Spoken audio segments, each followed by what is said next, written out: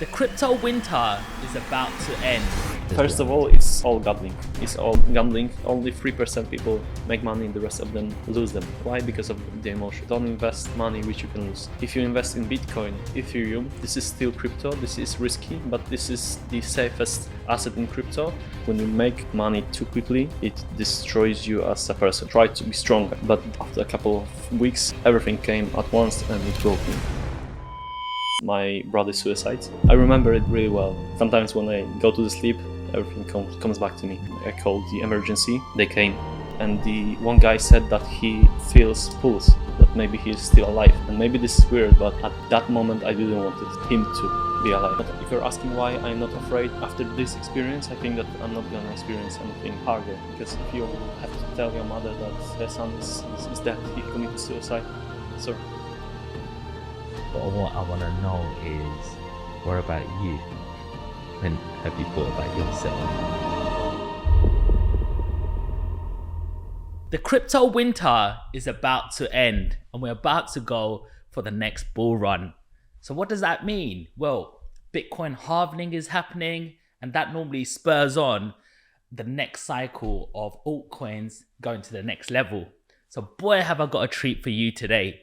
I've got somebody who's already made £1 million in crypto on the last bull run, and I want to find out all about it. So please welcome Jakub Gajewski. You also run conferences, don't you? Yes. I run conferences. I am on the stage, so I broke the this blockage in our heads because people rather would like to die than be on the stage. To be honest, one day, a couple of years ago, I decided to look at the life, at the people, and see what they like to do and what they don't like to do. I always been a person who wanted to be different. So I saw, for example, people don't want to wake up early. People don't want to go to the gym. People don't want to take cold showers. People don't want to be at the stage. So I started to do everything. So I wake up early, go to the gym, take cold shower in the morning. So my day is made. And also I started to, be on the stage, break this blockage, because it's through you to the 1% or maybe even less of people in this world. And if you do things which are not comfortable, you can achieve more. That's simple. But that takes a certain level of discipline. Yes. And some of us go, I'm going to do this today. This is my week. This is my year. After Christmas, New Year is coming now. Yes. And we're just like, I can do this. And then Monday comes, that was cold or whatever. Tuesday comes, Thursday comes. And then you're like, why am I doing this to my life? Yes. I don't need to do this. And then by weekend, it's like, fuck this. I don't need to do none of this. How do you stay on that train? To be honest, I am right now, I'm somewhere in between. I have periods when I am disciplined and I have periods where I am not disciplined. I believe that discipline is not something which you can learn. It's something which you have at this moment or you don't have it. So, discipline is simple. If you want to have discipline, just do things which you plan to do. So for example, there is 5 a.m. You need to wake up to the gym. And when you wake up and go there, you have discipline. When you decide to stay at the bed, you don't have discipline. So but what's that switch? I think it's hard to say because I still work on it, but I think that you need to have a strong reason. As you mentioned, after a couple of days, those thoughts are gonna come. That's why I'm doing it. It's easier to stay at the bed, but you need to remind yourself why you are doing it.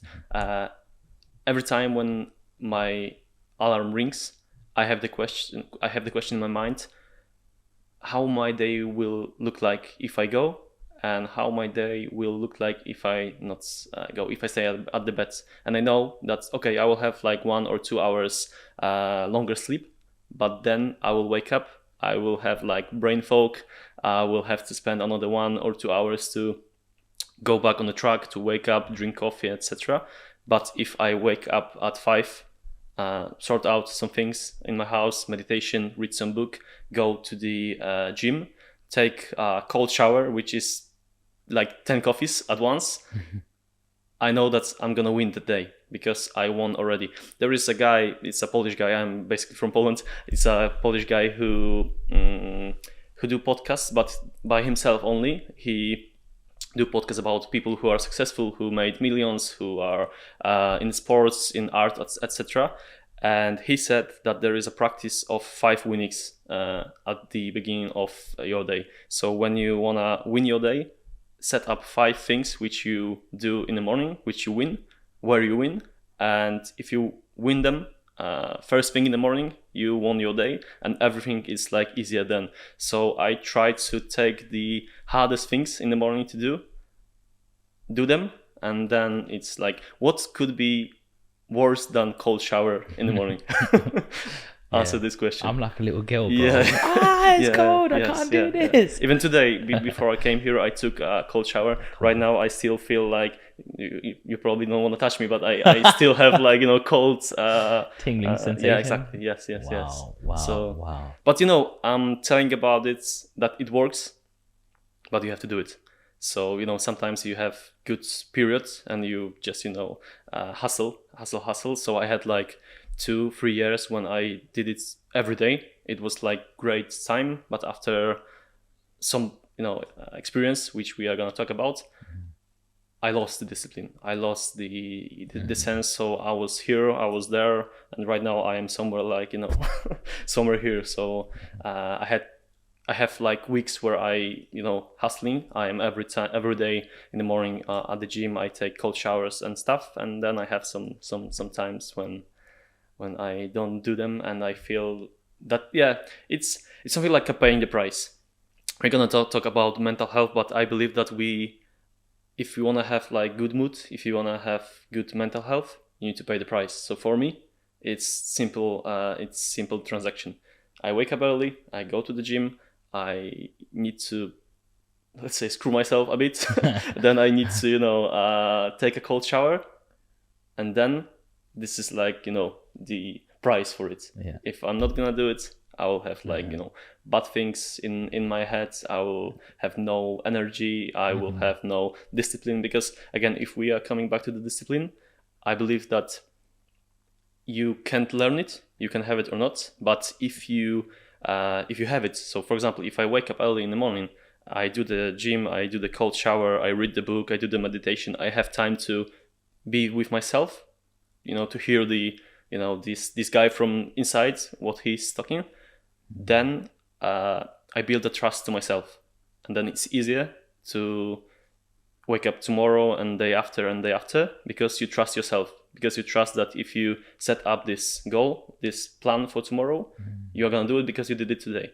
But if you break your discipline tonight, I don't know, for example, you don't eat sugar, but you are gonna eat something only today, it's easier to break another discipline, another plan, another discipline, because you just lost the trust. For example, we booked an interview for today. I'm coming here and you call me, sorry, Jacob, I'm not gonna be here because something. And I can understand it, but I already lost the trust to you. Yeah. And it's the same with yourself. If you break your discipline, if you plan something and you are not gonna do it, you will break the trust, and then it will be harder to keep the discipline again. Yes. I get that. What I want to ask is, you've come out from nowhere. Yes. You just went, and it's like Tom Smith, Ranjan Bhattacharya, Malkit, all these guys on your panel, and you're hosting event. Like, where the hell did that come from? So, I think that so let's stay with the sentence which you said at the beginning. You came from nowhere. I'm from Poland. I was born in a village 1 kilometer from the border with Ukraine. It's the most poor, let's say, district on Poland. There was nothing. When I was young, my family went to the Ukraine, brought cigarettes and sell them, because it was like the major activity for people there. Really, they didn't work. They didn't, had like ideas to build some business, because they had easy money. You just came to the Ukraine, brought some cigarettes, sell them, and that's it. And it was okay until they banned it. And then hard times came. We had no money. I had 7 siblings. I am the youngest. Okay. So it's like, huge family. Wow. In Poland, there is a lot of histories about the alcohol problems. So my father was alcoholic, then he was depressed. So I had a father in theory, but in practice he was there, but he wasn't like father. So there was a lack of father for me and my siblings. And yeah, my mother should be like saint during her life, because she managed to, you know, make all of us a people. We, you know, every one of us work right now.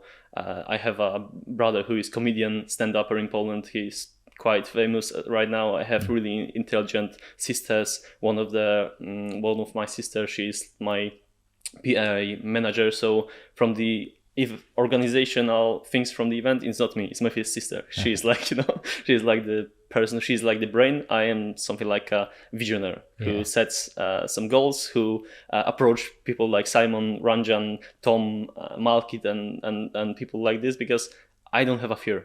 But I'm gonna explain you later why, because, you know, of some experience which broke me, and then I realized that, you know, we have only one life. And yeah, so answering this question, how I did it, it's simple. I just approached them. I just, you know, texted Simon, texted Ranjan. With Ranjan, there was a fun story, because I had to use AI to convince him to come to us, because I knew that I am no one. I came to his event in June this year. I quite liked, you know, the way he is running it, his energy and stuff. So I approached him. I just said that right now I'm running events in Polish, but probably in 2024 I'm gonna switch them to English. I would like to have you on our stage. Would you be interested? He said, yeah, text me on Instagram, like to everyone. So then I knew that I can text him on Instagram, but I knew that if I text him, hello Ranjan, my name is Jacob, let's come to my event, he will see this message and, you know, like, okay, just delete it. You know?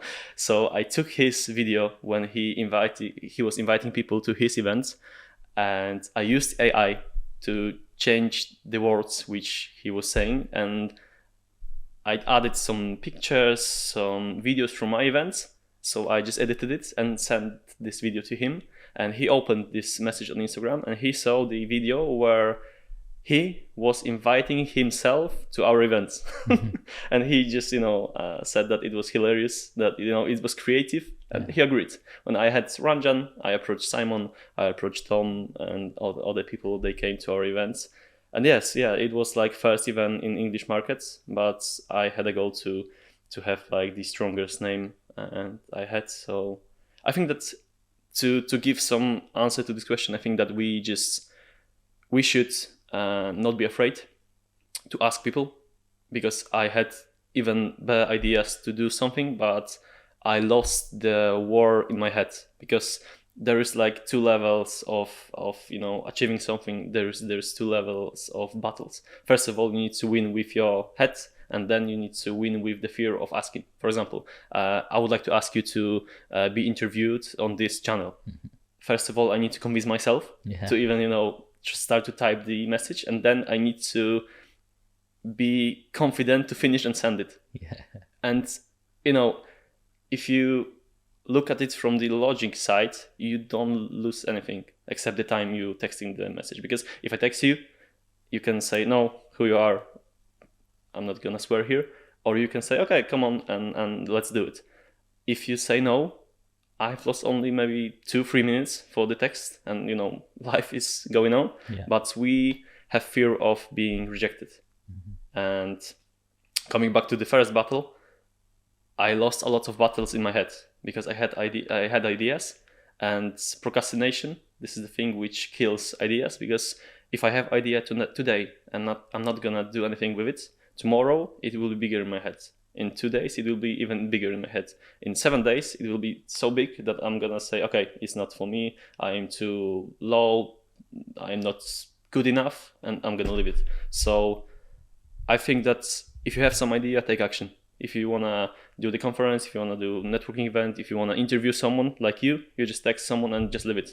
Maybe this person will never see this message. Maybe this person will see this message and say no. Maybe this person will see this message and say yes. You don't know, but you need to. This is the things which you control. You control the things which you do.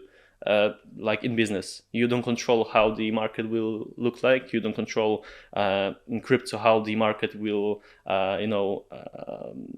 fluctuate exactly. but you control if you decided to buy, if you decided to sell. You control if you decided to make 10, 20, 50 phone calls today. You decide if you did 10 viewings today. You decide if you did, I don't know, gym in the morning. This is the things which you have in your control, which you decide to do, and the rest you just need to leave to the, well, I don't know what's our viewer, believe in. I believe in God. Someone believe in universe. Someone believe in Mother Nature. So you just need to leave it somewhere there. Nice. Let's touch on a little bit about crypto. What got you into crypto? Yeah, so my story is I'm gonna come back to my story quickly. I came to the UK around 5 years ago. Yes. I started to work at the construction in Scotland. I used to brush the floor. Then I started to learn about the walls building. It was like metal and plasterboard walls. So the biggest walls which we built, it was like 60 meters and 25 meters in height. So we were building it from the something like a lifts. And yeah, I wasn't good in construction, but I was good in like soft skills, conversation, managing people. So I realized that my boss is growing the company. I decided to help him to manage people, and he grew a company from 4 people to 20 or 30. I manage people like the crews. He gave me everything where they should work. I just managed them I just managed to allocate them in the certain part of the construction, and because of this I raised my salary from £10 to 18 in 8 months, something like this. I just I was hustling. I was just looking for the things which I can solve for my boss, and when I was starting solving them, after 1 month I was coming back to him and with the sentence that, see, you pay me this amount for this this list of duties. I started to do this and this, and right now you have 2 options. I can do it still, but you need to pay me more, or you need to come back to the to the side and do them. It was easier for him to pay me more, but I wasn't the person who was coming to him and ask for rise of my salary because I am a great person and I think that I should receive it. I was looking for the things that I could do more and then ask for the salary which should be bigger. Yeah. How do you know how to negotiate? I was growing in a house with 7 siblings. I was the youngest. You can imagine it. I had to learn how to negotiate. I had to learn how to fight with them without using my power, like strength, because I was the youngest. I was the smaller one. I had like brothers who were like between 10 and 15 years older than me. So when they came after me, I couldn't fight with them because I was like couple of years old. They was like adults, and they was like taking me and throwing me around the room. So I need to know their like weak points, like here or here, or I had to know how to negotiate with them. So you had to find maybe weaknesses. Yes. This weaknesses in body and in their mind as well. So I had to know how to negotiate with them, how to convince them. For example, there was like 8 children in one house and 1 computer.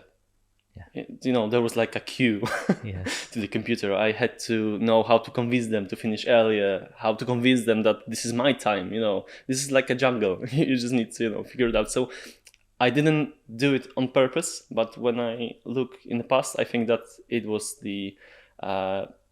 when I was younger, I thought that this is something bad, that I am from poor family, that I have a lot of siblings. I was ashamed. But when I grew up, I realized that it was the gift. It was the best thing which was in my life, because I learned a lot of things during my childhood.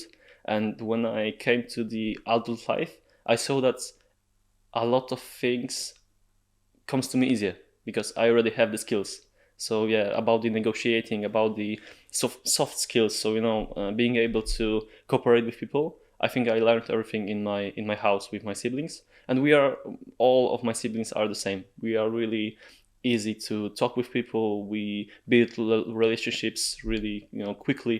So yeah, I think this is the answer. That's interesting. Yeah. So continue with your story. So yeah, so you need to keep me in the frame, because you ask me a question, I start to tell you a story and give you a lot of details which are not important. So No, it's all relevant. Trust me, it's all okay. important. Just seeing how your family dynamics work, because somebody who grows up in a single parent home, and they don't have no siblings, they don't maybe have as much drive, because there's never any competition. Who's getting that last piece of chicken on that table? Exactly. Normally it's like whoever's the quickest. So sometimes it's like you can take your time, and some people go, would you like that? They'll say yes straight away, and you think, okay, sometimes I think maybe you should ask twice. I go, no, I'm all right, thank you. I'll go on then, But someone who's been built up in a big family, they go, if I say no, someone else is going to take it. Yes. Seize the opportunity. And it's weird how the human brain works, and your childhood, everything comes from your childhood, the competition, the conversations. If you're born more around male-dominated families or women, if you're, like, for example, I've grown up with 3 sisters, and my mum and my little brother was very young, and my dad was always at the shop. So a lot of people say, Sean, you're a little bit feminine sometimes. You're very softly spoken, because I'm like, you have to be more gentle around some people, because you can't be as aggressive around, women, and it was just the general energy. So it does really shape you is what I'm getting at, and it's all relevant, because the more you study it and the more you understand yourself, why you do certain things, you don't have to stay there. You don't have to. If you think I'm too soft and I can't do a business deal, then get yourself in a different room. Have yourself in a different experience. Be in rooms where it's more male dominated, or where more negotiations are happen, or go to a course and go, I don't have that skill. I would like that in my backpack. So let me go and get that skill, and I can't let my past determine my future. I can change it. We're always in the driving seat. We can always maneuver it whichever way we want to. And sometimes I think us as human beings fail to acknowledge that, and we just sit in the passenger seat and let life take us for a ride sometimes. So responsibility comes with the price. And you said that we can drive in our life. We can. I don't know if you read a book, Fast Lane Millionaire. MJ DeMarco, he used this this example that we are in our car, and if you are in your business, you are the driver. If you are in someone's business, you are the passenger. And at the end of the day, you can feel safe because you are employed, but the person who is driving, you don't know what he's gonna doing tomorrow, or in 5 weeks, in 3 months, and he can make an accident, and you will be hurt as well, because you are the employee of this company. But people don't want to think that they have changed something, because this is responsibility. And what I noticed, even when I was young in my house, that there wasn't a male example from my father, and my brothers also. How to prove that they didn't want to take responsibility as well, because no one learned them how to do it. And I was like maybe 16, 17. I was in something like A level here in the UK, and I came home one evening. I just looked around and I said to myself, okay, someone needs to take responsibility, because if everyone will be like, wash hands, it will be shit. What made you different to your brothers then? Something must have sparked that in your brain to want to do that, rather than just go, oh, they're doing it, my dad's done it, my brothers are not doing it, and you're just going to follow the pattern like sheep a little bit. I think that I have strong developed empathy. Even I had a fight with my older brother, and he said that I am too smart at my age, because I started to tell him something what I think and stuff. I was like teenager, and my mother said that I'm able to learn from someone's experience because of this empathy. Empathy. And Yeah, I am the observer. So I was observing what is going on in my house. I was looking for the information around as well because I wasn't the person who. Yeah, I really believe that you need to ask a lot of questions in your life, and this is the Why? because when you ask questions, you get answers, and you get. What makes you so inquisitive? I don't know. I was just curious. I was just curious. Always, I was just curious. I just wanted to know more. I just wanted to understand things. Do you think that's something you're born with? Maybe, yeah. When I tried to find the answer, when was the starting point? I can't. So maybe it was in my head already. Maybe it was because I had a lot of people around me, so I could do it. When you have like 9 people in your house, in every room, you can can go and ask questions. So Did you get enough attention?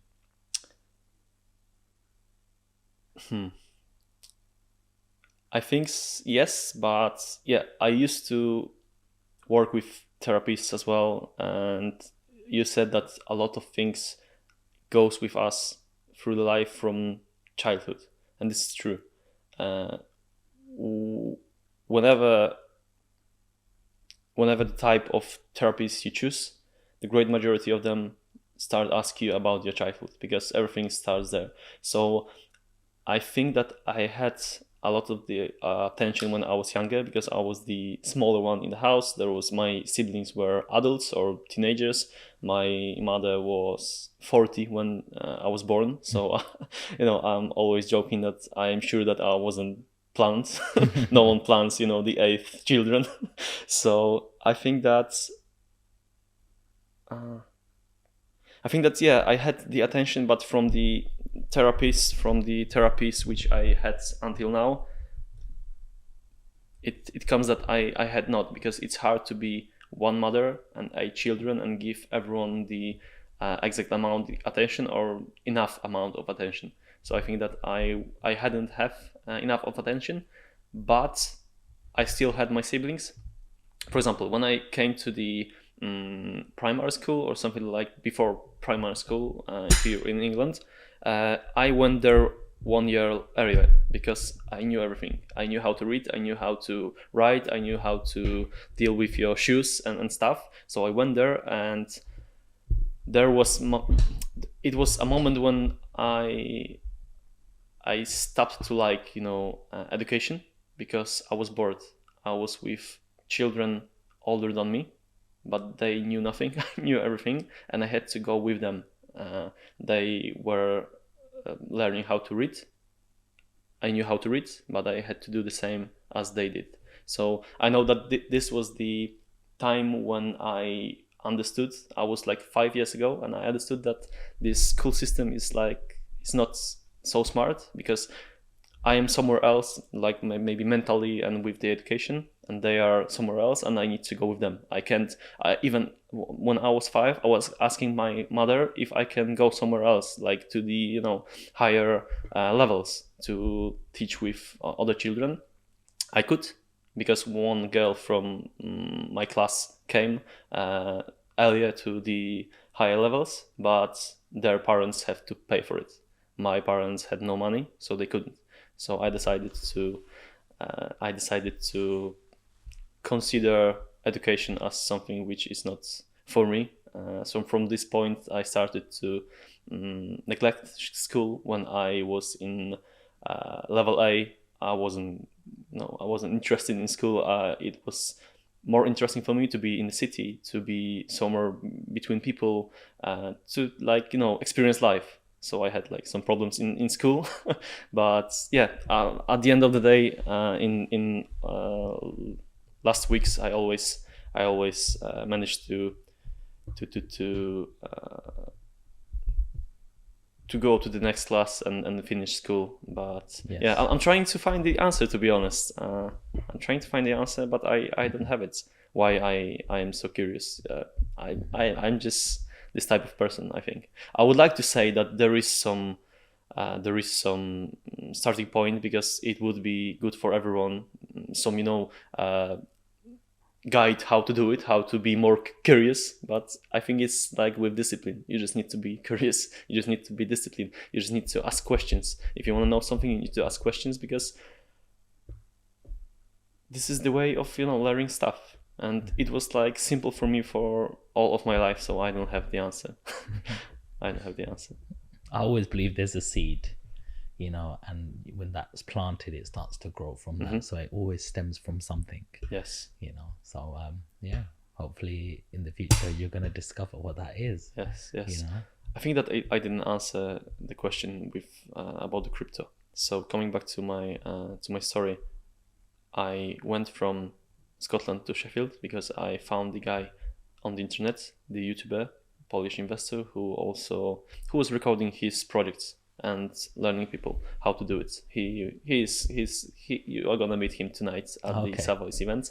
Right. He was my first mentor. I learned from him a lot. So I found him on YouTube. I found that he is doing cruises. So I booked flight from Scotland, came to Manchester, and then to Sheffield. Did his course on the first day because it was like 1 day course. I was just listening at the networking. I came to him and asked him if I can work for him because I just want to learn how to do business, how to do properties, and I'm happy to help him develop his company and learn in the meantime.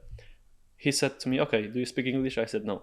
Do you have a car? I said, no, because I came to Scotland to make money and come back to Poland. So I spent time with Polish people. I felt that I don't have to learn English because, it's not important for me. I'm gonna come back to Poland, so I don't have to speak English. He gave me 6 months to learn English, to buy a car. If I do it, I can come to him. So I spent like 6 months working hard on my English. I found something like a personal trainer with languages from recommendation from my sister. I called her and she said, okay, we are working this way. In 1 year, you will be able to speak fluently. I said, I don't have 1 year. I have 6 months. So I would like to have like twice what you do with other people. So I didn't have 1 lesson. I had 2 lessons during the week and a lot of materials to work on it. So I spent like 2-3 hours every day working on English because I knew that this is a path to the different life for me. And fortunately, I did it. After 6 months, I moved to David, this guy, this investor. I started to work for him. I managed his properties. He's investing in HMOs. So I started to manage maybe 150 rooms. Then during the 1.5 year, I managed maybe 250 and more rooms by myself. And it was good. I really like it. I learned a lot again. It was like, living with 7 siblings in one house. Right now, you need to deal with 250 people and their problems. Yeah. You manage properties, so you know that as a manager, you need to be like therapist, plumber, gardener, like everything, So in this phase of life, I learned, for example, how to talk about money, how to get money from someone who is not happy to pay you for living in this room, for example. But there is an answer for this question, why crypto? Because after 1.5 years, I was just tired. I was just tired of people. I really like people. I really like to be between people. But after 1.5 years of solving someone's problems, I decided that I would like to have some option to make money where there is no people, where I make the decision. If it's good, I take the reward. If it's bad, I take the punishment. And I started to trade on exchanges like with currencies. During this 1.5 years, I saved money for my first deposit for home. It was more than 20k. In the north, I live in Sheffield, so in the north it's cheaper. You can buy a house for £1,000, 150, something like 100,000 pounds or 150. Thought you said £1,000. I'm going to Sheffield. No. I'll have 10, please. You need to go to Scotland to buy this type of house. But yeah, you can buy a house cheaper. So what sort of house am I buying? So if I've got 100,000 and I'm going Sheffield, right now it's prices rise, but you can still buy 2-bed house. If you want to buy like 3-bed house in a good location, it's like 150,000 pounds, something like this. So what sort of rent am I achieving on that? Returns are better than in London. So, for example, I live in a house which is worth 160k. It's 3 beds, 100 square meters. I have a lot of space, big garden. It's like more, it's not city center, it's like 15 minutes from city center. It's really, you know, when I wake up early, there is like cock singing, so I feel like in the village. But this is good neighborhood, really, really, really good and calm. And this house could be rented right now for 900 or 1,000, something like this. Okay. So when you look at the Quite a high return, it's better. For example, if you have 1 million here in London or in the north, you can buy one house here, and for how much you can take, it depends on the area, but you can take maybe, I don't know, 3,000-4,000, something like this, for 1 million property. Is this okay here? Roughly, yeah. Roughly, yeah, yes. I'm not, renting houses in London. I'm selling them, so I don't know how rents work exactly. But in the north, you can buy, let's say, 6-7 houses. You can take maybe 6,000, maybe 7,000 on them, but you need to do it like 6 times. Buy a house, if you do renovation, do the renovation, and it's like process of 7 houses. In London, you have like 1 house, and you do it once. So it depends what you need in your life. If you wanna make it as your full-time job, it's probably better to invest in the north right now, because the return from money is better, but you need to invest your time as well. In London, you can buy 1 house, you can rent it, and that's it, with the same amount of money. But again, coming back to your question, We want to find out how you made that million, baby. Yeah. Where's the million come from? Yeah, so I just bought some shitcoin and it rises. No. Kind of. So I decided that I wanna have work where I don't have to deal with people, because I believe that people in the business is the most unexpected ingredient, let's say, because you never know what's your employee, your boss, your friend, your partner.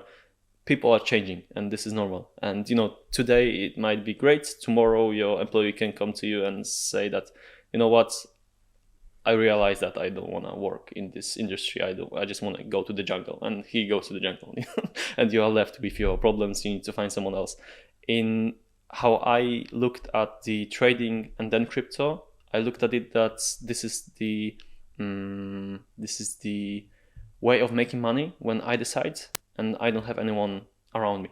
Then I realized that when you trade or invest, you don't have contact with people directly, but those people are in the market, so you have contact with them because someone is buying, someone is selling.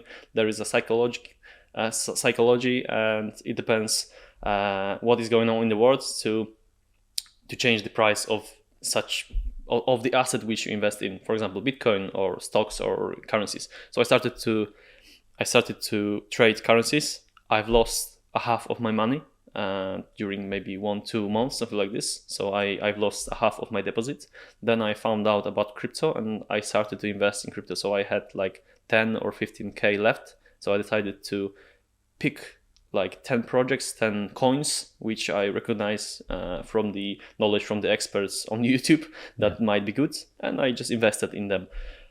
Some of them just, I lost some money. Some of them grew and make me more capital. I remember the first project which I made money, like bigger money on it. It was Polish project, Tencent, and I invested £1,000 and it grew to 40,000, something like this, 40x. Wow. It was like first one when I have made more money. I took some confidence from it because I thought, okay, I found this project, I made money, I cashed them, and I started to invest in another ones.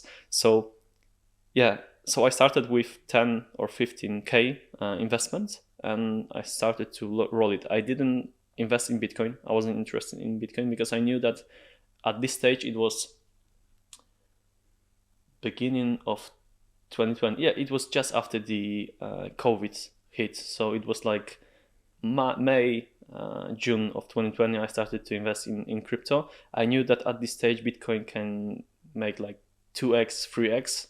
And for me, it wasn't something what can change my life. With 10,000 or 50,000 on my accounts, if I do 3x, I will have 45, and again, I can buy the house again and have some 10k left for bills. So I decided to take bigger risk and invest in small projects and search for small projects. And I made 40k on these projects, which was the first.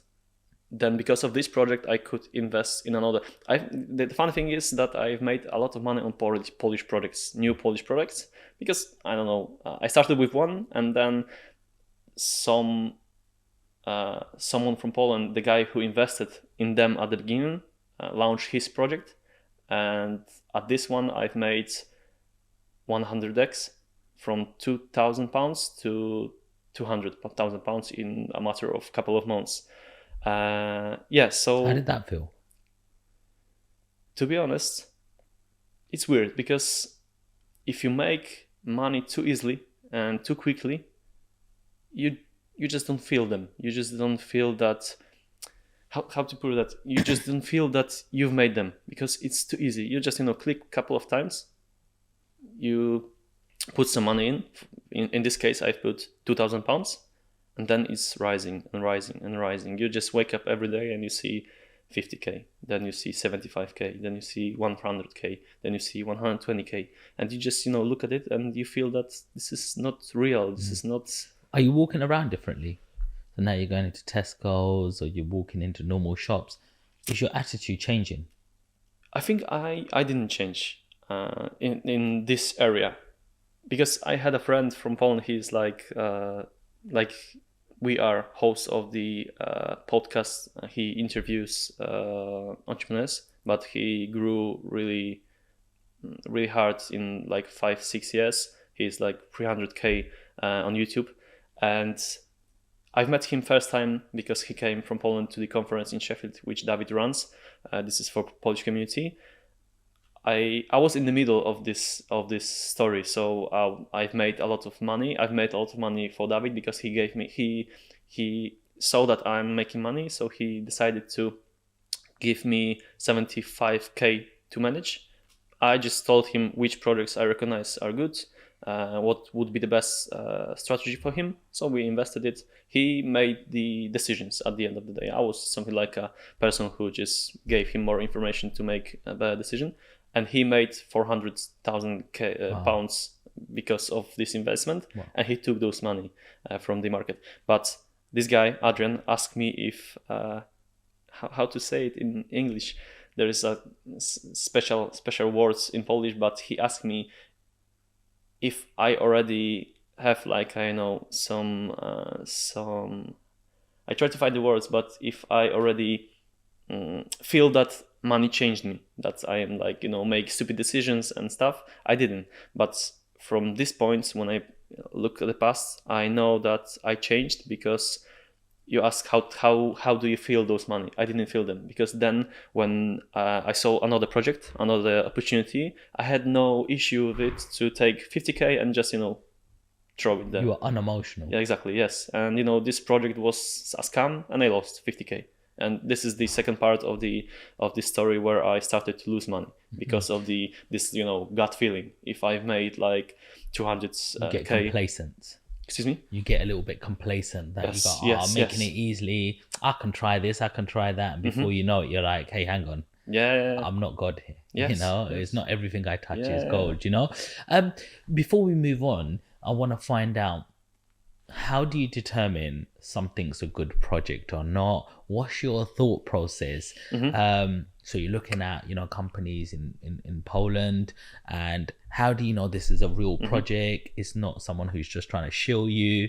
And how do you envisage there's growth? Because there's a lot of people going, what project do I invest in right now? I'm not sure which one shall I go for? So that would be really interesting in how you do your research before letting a couple of grand go into a project or a couple of hundred, Yeah. So as I said, a while ago, I had the situation when I didn't do research. I just felt that okay, this is good project, so I'm gonna throw some money in. But at the beginning, and when I had my head on my neck,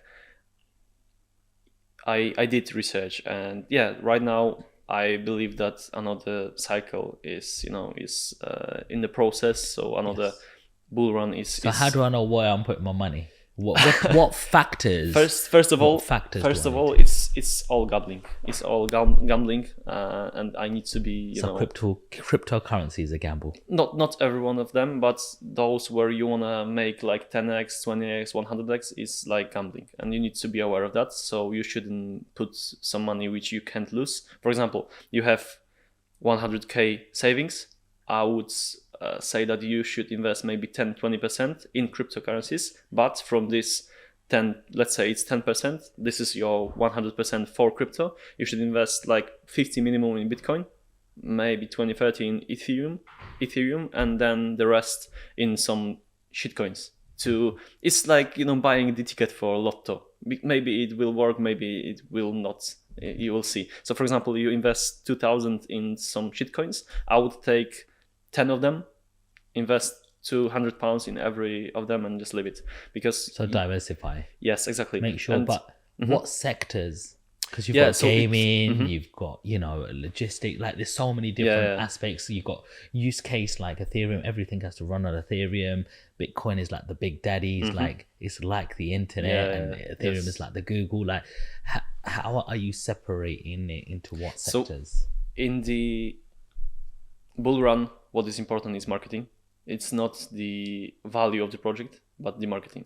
Because you just look at it's simple. You just look for the projects which are young, which are at the early stage, and you believe that there will be good marketing, there will be a crowd who is going to come, believe in the project, put money in, and you will be able to just cash your investment at the higher level.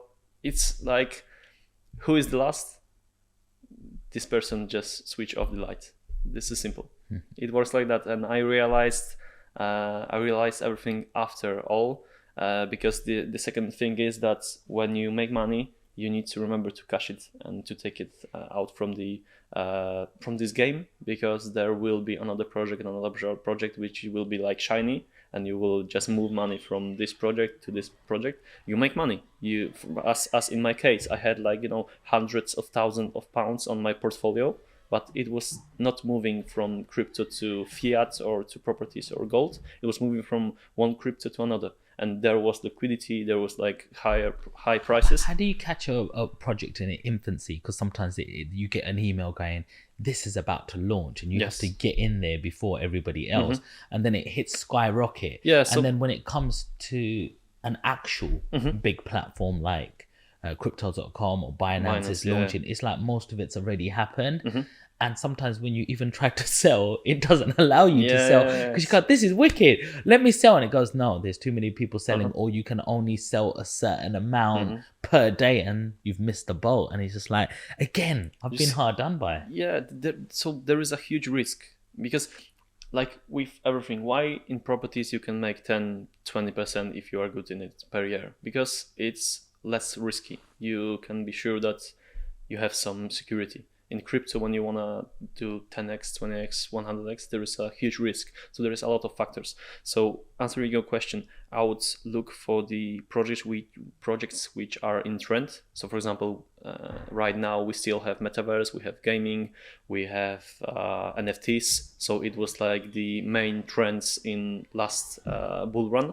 So for example, when metaverse came in, you had some projects which had nothing with metaverse, but they had metaverse in their name just to attract more people, because it was a trend. So when you are looking for some products for bull run, you shouldn't look on the values, on the what problem this project solves. You should look at the community, if it's good, if it's big, if there is good marketing, if there have some plans to be on some exchanges, as you told it, because there are factors to rise the price, but there is something like buy the rumor, sell the news. For example, when you have I had projects like small projects which I bought in the pre-sale or seed stage, and I knew that they are gonna go to the, let's say, Binance or some big exchange, OKX or something like this. I wasn't wait until it will be on this exchange. I was selling it just before, because I knew that, like me, other people bought it to wait for the price rise and then sell it.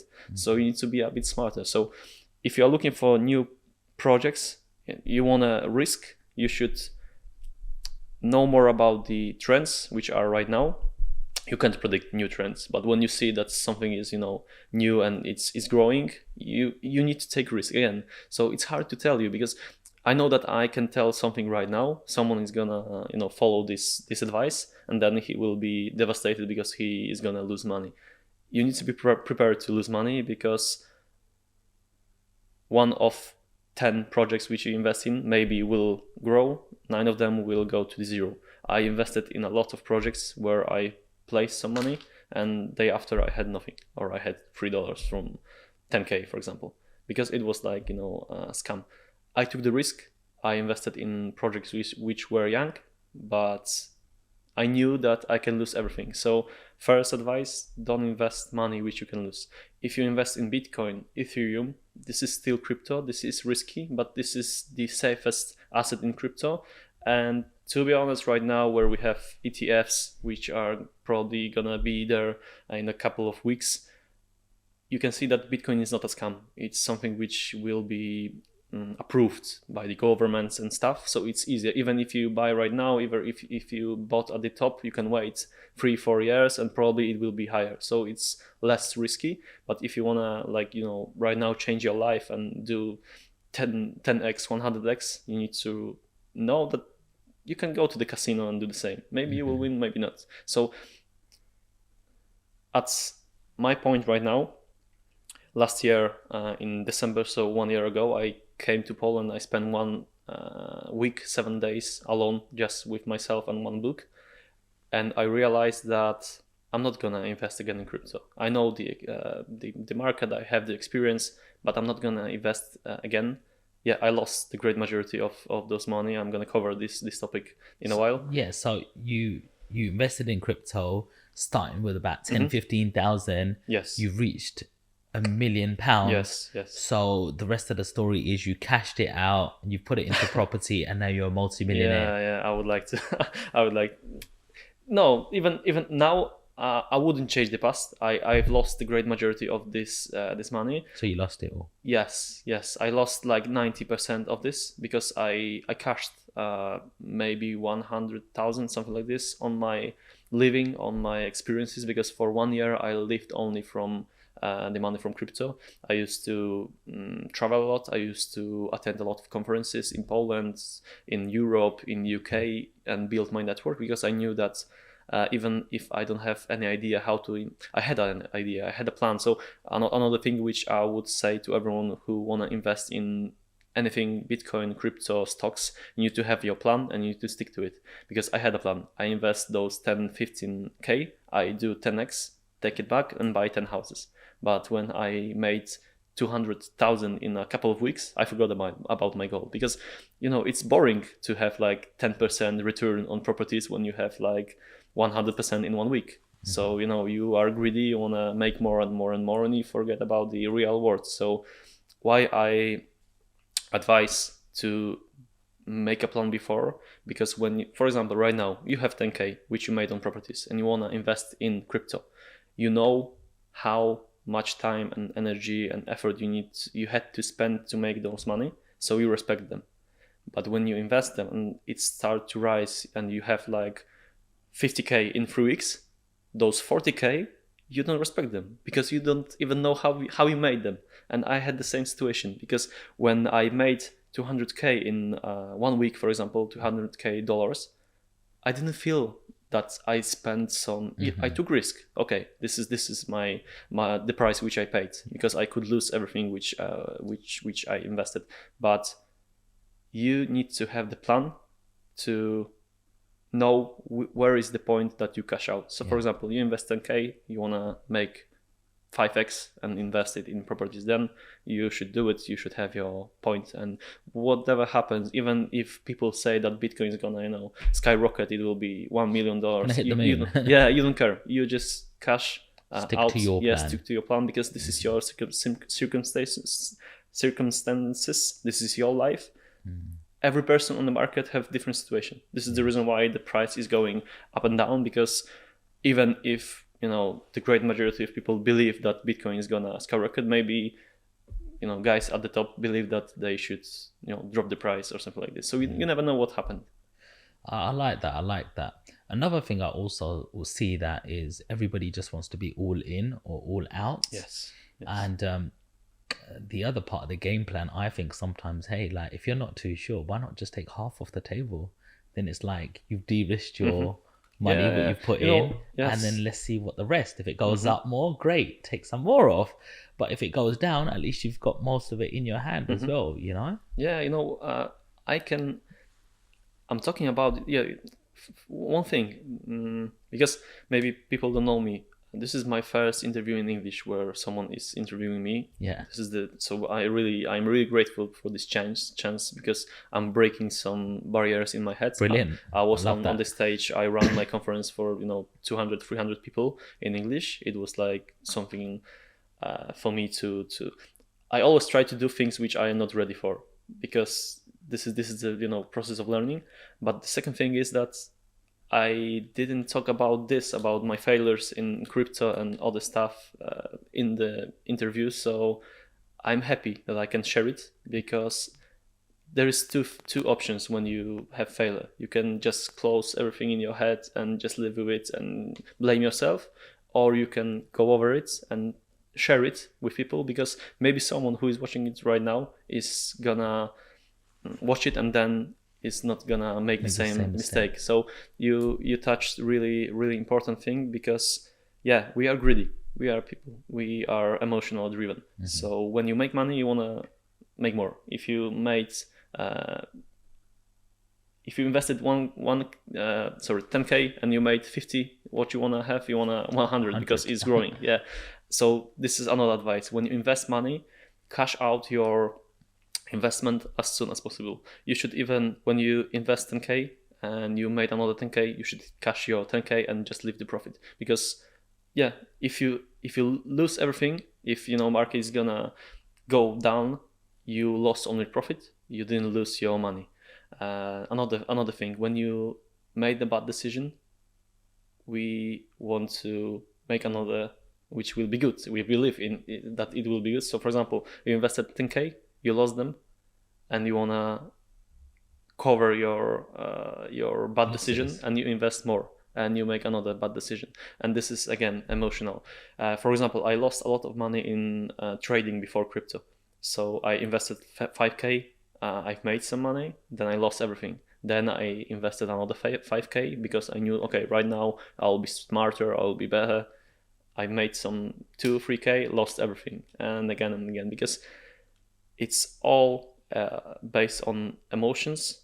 And to be honest, investing in crypto, in trading, it's really tough game, because statistics says that only 3% people make money, the rest of them lose them. Why? Because of the emotions. You think that you are smarter than the market. Even if you understand the market, it's okay. But if you don't understand your emotions, you will lose money.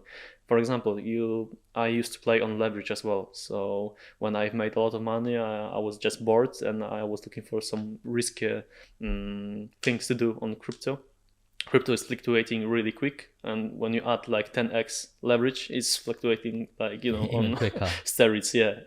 Do you think that from your humble beginnings where you grew up and didn't have very much makes you more of a risk taker, because you just think, don't have that much to lose? For sure. Maybe. Yes. I know how bad it can get, and I can handle that. Yeah, to be honest, I had a situation that I've lost a lot of things in my life. Money, was at the zero level a couple of times. Even when I was 19 or 20, we've made a company with my friends, because his father's friends said that there is a lot of work in construction. I didn't know about construction. I knew nothing about the construction. He was 1 year younger than me, but he was working on the construction since he was 14, so he knew how to do it. So we decided to take loan on his father's name, buy the tools, and start to work as a construction company. We went to Germany, then came back to Poland, we couldn't find the work for us. It was winter, so we had like costs, installments. We had to pay some costs connected with the company, and we had no job. So we decided that he's gonna go to Belgium to work. I went to Scotland. This is the reason why I'm here, because I was in debts. Because we took a loan on his father's name. We had tools, but we had no experience and work. We couldn't make money. So it was one of the decisions which I took. It was stupid, but I took them because I had nothing to lose. So yeah, I think that when you are at the level where you have nothing to lose, you can take more risks. And I am not afraid of risk. I think that I am a risk taker. Risk is your friend. Yeah, exactly. And I am not afraid to lose everything again, because when you do it once, you realize that this is not. It's not easy, but this is not the end of the life. You can start again and start again. So yeah, I think that this is what you said is true. When you have nothing, you have nothing to lose. So let's fast forward to you having £1 million portfolio in crypto. Where did it all go wrong? Yeah, I think first of all, when I look at it from the time perspective, I think that when you make money too quickly, it destroys you as a person. Because yeah, success which is made in time, when you have, like, I don't know, gym, you have the way of working out every day for 3 years to build your muscles, or you have the other way where you take some steroids and you are the beast in 3 weeks. It's the same with making money. If you spend some time before crypto, I used to work hard. I worked on the construction for minimum 12 hours every day, 7 days a week in Scotland, because I wanted to make money.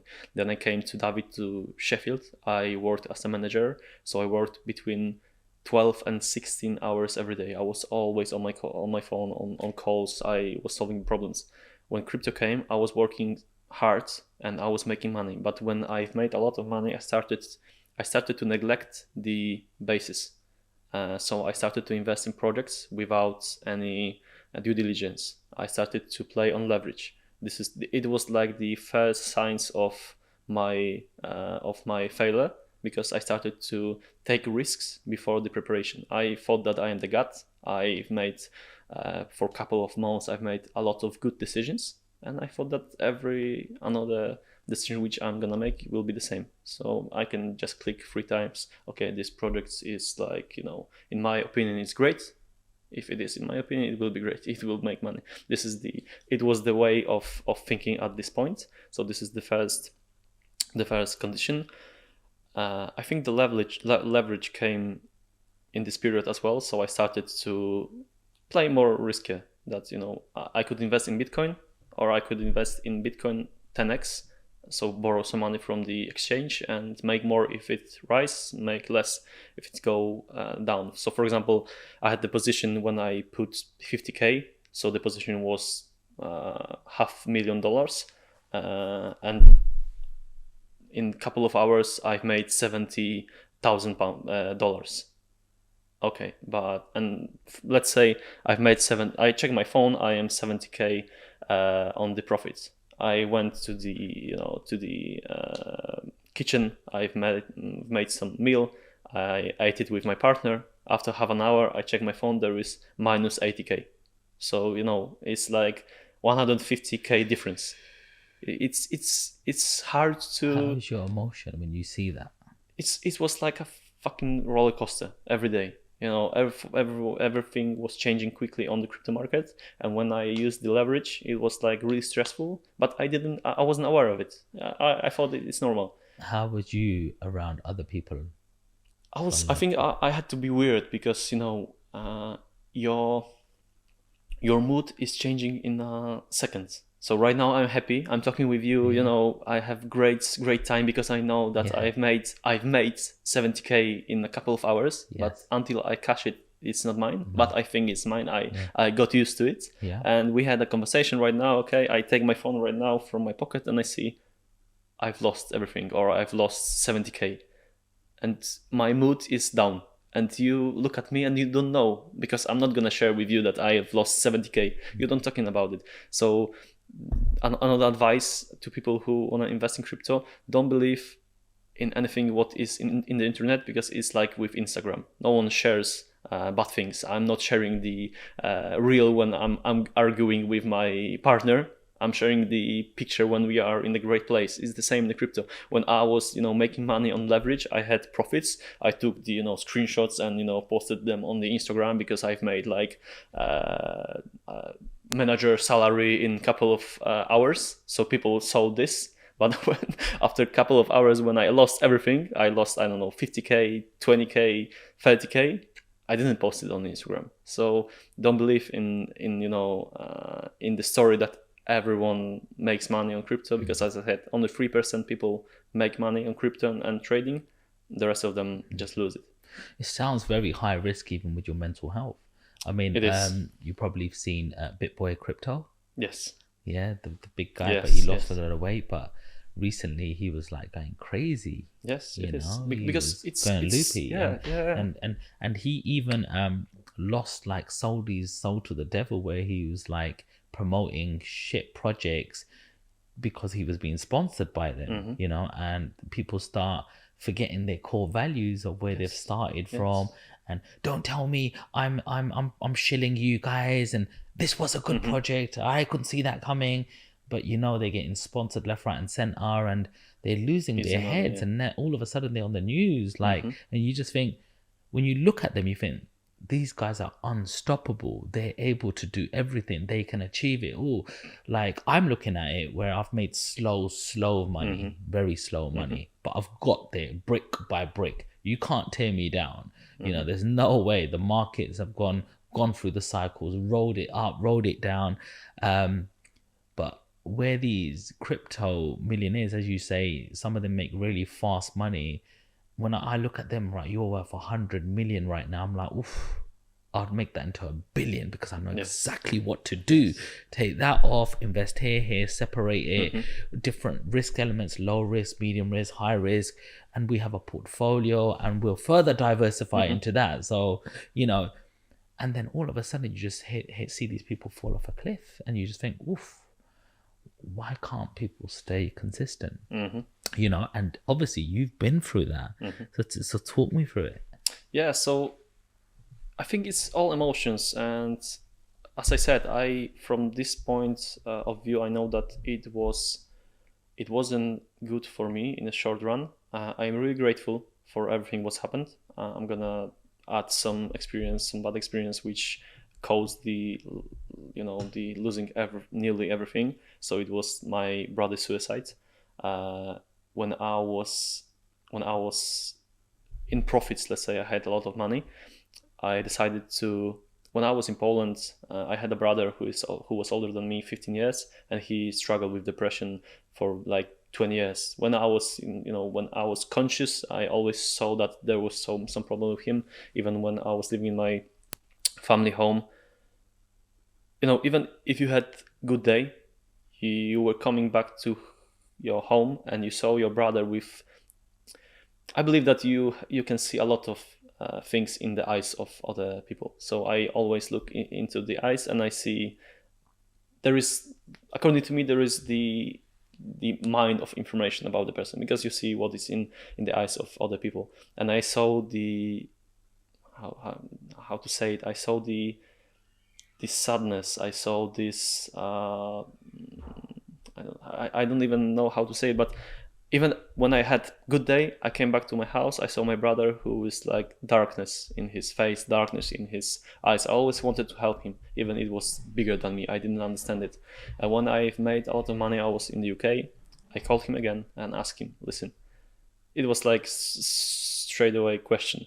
Did you decide to just stay in your bed and die there, wait for the death, or you want to fight for your life again? And he said that, yeah, he needs to think about it. So I said to him, listen, I have money right now. I can offer you like a new ticket to the life. I know that you have like some things which keep you in one place in Poland because you did some stupid things, because it was like a bipolar. So when he was at the down, nothing made sense. He just wanted to, die, and he just wanted to stay at home. But when he was at the top, he was disappearing for 1, 2, 3 weeks. He was gambling, he was drinking alcohol. Nothing was impossible for him. So I could understand that he had something in his past which blocked him. So I said to him, listen, you can come here to the England. I'm gonna take care of you. I'm gonna pay for everything. You will have a new ticket to the life. You can work with private therapists and stuff. So, and he said, okay, let's try. He came to me. We started to work on it. I made money on crypto. As we said before, it was stressful for me as well. Then I took responsibility of him as well. So I knew that he's dependent on me. I spent money on the therapy, on his living and everything. I didn't push him to go to the work, but it was a goal to just, put him to the normal life, let's say, to build some habits.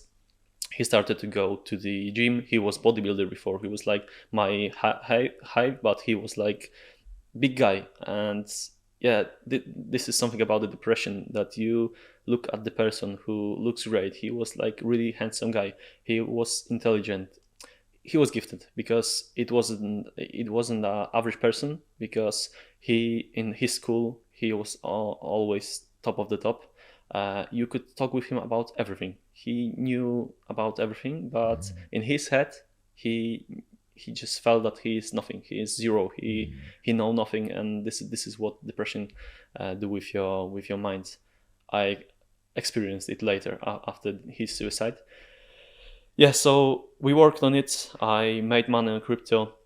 He worked with this therapist.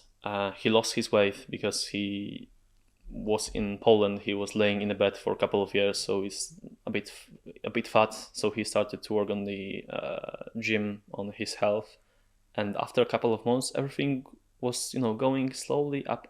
His mood. He looked bad, and one day he called me and said that he would like to go to work, start to work somewhere.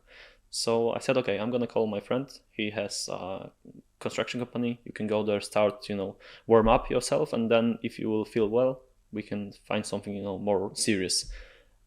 And I went to him in the evening, the day before he was about to go to this work. We went to shop, do some groceries, because I paid for everything. We bought some clothes for him for the construction.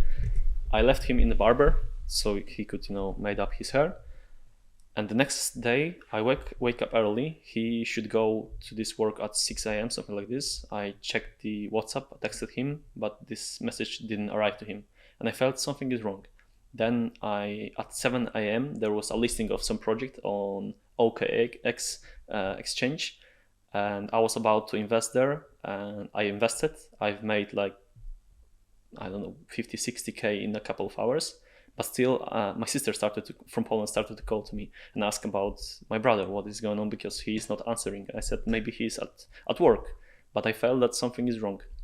And I remember I went down to the kitchen, my partner was there, and I said to her that I feel that he committed suicide. And she is looking at me, and she's, why she came to work? I said, my message is not, coming to, not arriving to his phone. Something is wrong. I just feel that it happened. And she said, okay, just go there.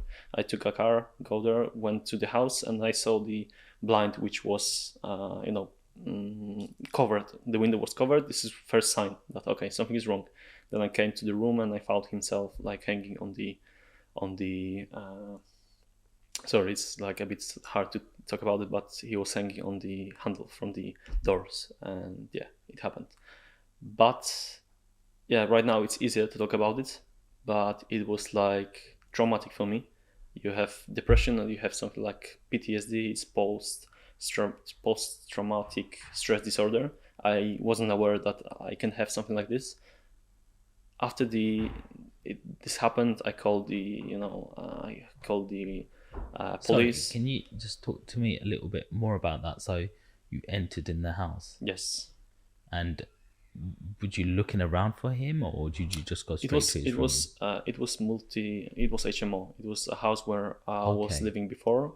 So I used to manage this house. So you knew where his room was? Yeah, I knew where is his room. It was on the first floor. I came there, and when I remember it really well, because sometimes when I go to the sleep, everything comes back to me. So I went there, and I saw that doors are slightly open. And I just, came to the doors, stopped for a while. And this is weird, but I knew what I'm gonna find there. But, your brain tried to secure you from the bad experience, and you still have the Hope. hope that it's not gonna be what you see that it's gonna be. So I just moved the doors, and I noticed his body laying like, half on the ground, half through the door. So I had to push the doors really hard to open them.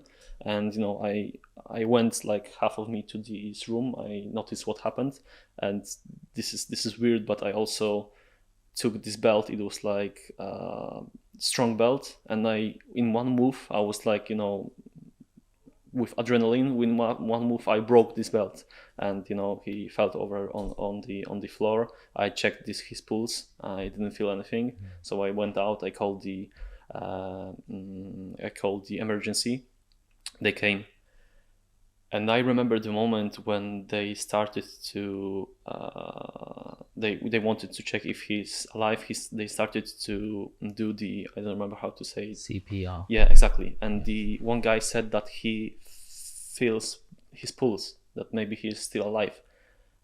And maybe this is weird, but at that moment I didn't want him to be alive. I wanted to just, I just wanted, and it wasn't about me. It was about him, because I knew how he struggled. I talked with him a lot about it. I know how hard it was for him for 20 years. So if it happened, just I just wanted to to just leave it like it is, because I knew that if he come back with his experiences and with this experience, it will be even harder for him to live the life. And I think that, yeah, it's hard, but I think that when someone dies and we are sad and we are crying, it's kind of normal, but it is egoistic at the end of the day, because it's not about this person. This person passed away. If you believe in God or, I don't know, universe, this person is in the better world, in the better place. So when you are crying, you are not crying because of this person. You are crying because you feel sad. You feel this, emptiness. So I realized that, okay, I'm not gonna judge it. It was hard, but the hardest thing in this situation wasn't, finding him. Police came. They asked me a lot of questions. My sister, was calling me to find out what is going on. She felt as well. I think that we have developed intuition. She had the same. She felt since the morning that something is wrong, so she was calling me. And then I realized that I need to call my mother and tell her. So if you're asking why I'm not afraid of doing some things, ask questions. After this experience, I think that I'm not gonna experience anything what is harder. Because if you have to tell your mother that her son is dead, he committed suicide, sorry.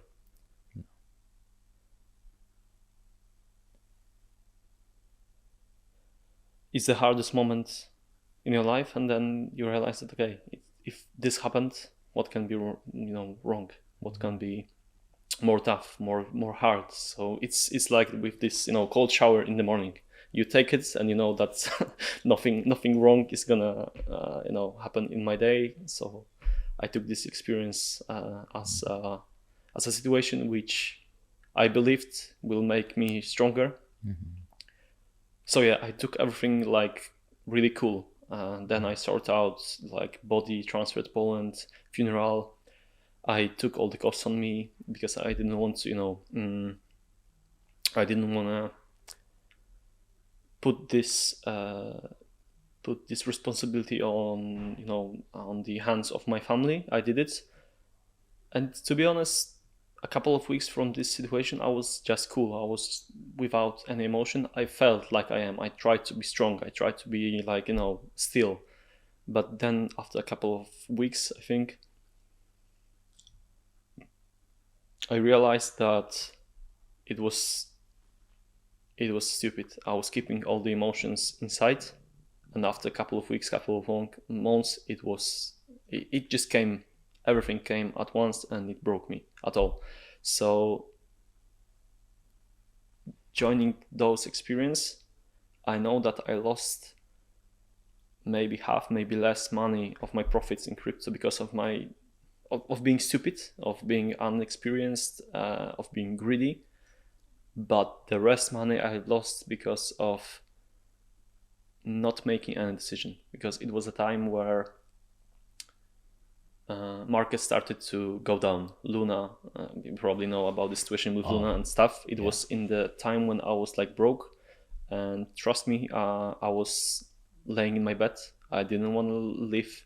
I started to understand what my brother felt, because everything what he said to me before, that he feels like he doesn't have any energy to be alive. He felt like how to say it, pain. It's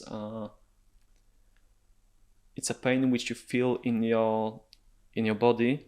I try to find the word. It's psychosomatic pain. So you have problems in your mind, but you feel pain in the body, in your muscles, in your heart, in your stomach. So I felt everything, and I was suicidal as well. I wanted to commit suicide, but yeah, maybe it's stupid, but I knew that my brother did it.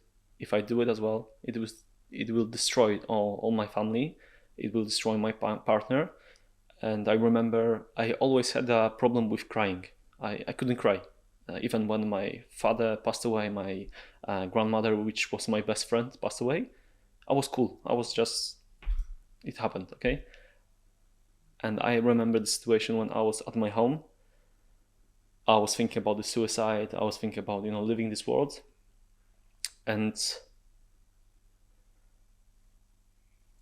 I visualized the situation when my partner finds out that I'm not alive, that I committed suicide.